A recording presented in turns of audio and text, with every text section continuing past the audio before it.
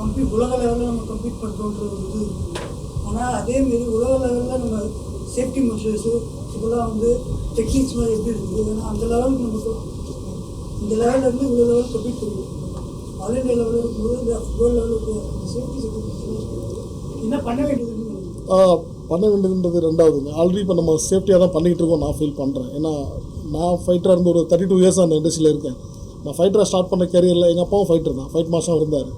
So அவங்க காலத்தில் அப்பா சொன்னதை கேள்விப்பட்டோம். நான் ட்ராவல் பண்ணி வச்சதும் பார்க்கும்போது அன்றைக்கி இருந்த விஷயங்கள் இன்றைக்கி கிடையாது. நிறையா சேஃப்டியாக தான் பண்ணிக்கிட்டு இருக்கோம்.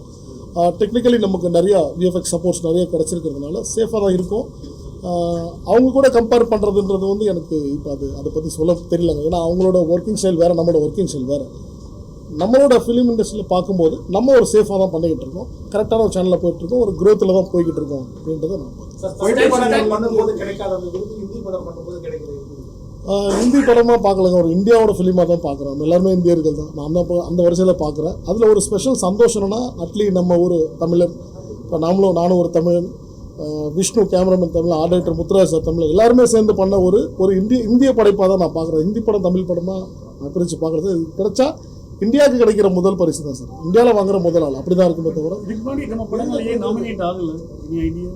ஆயிருக்கு சார். ஒரு சில படங்கள் ஆயிருக்கு. பட் கேட்டகரிஸ் அதான் சார் நான் மென்ஷன் பண்ண விரும்புறது கேட்டகரிஸ் தான். என்னென்னா இந்தியன் ஃபிலிமாக பார்க்குறது ரீஜனல் ஃபிலிமாக தான் பிரித்து இது வரைக்கும் பார்த்துருக்காங்களே தவிர அந்த டாப் லிஸ்ட்டில் வந்து இது வரைக்கும் நம்ம உள்ளே போகணும். ஸோ டாப் லிஸ்ட்டில் உள்ளே போயிருக்கிறது இது கொஞ்சம் மென்ஷன் பண்ண வேண்டிய விஷயமா இருக்குது. ஸோ அதனால தான் இன்னும் இந்த விருதை பற்றின அவேர்னஸ் வந்து நிறைய பேருக்கு இல்லை. அது அப்படி ஒரு விஷயம் இருக்கிறது நிறைய பேருக்கு தெரியல. ஈவன் தோ எங்கள் யூனியனில் கூட ஒரு சிலருக்கு தெரியல.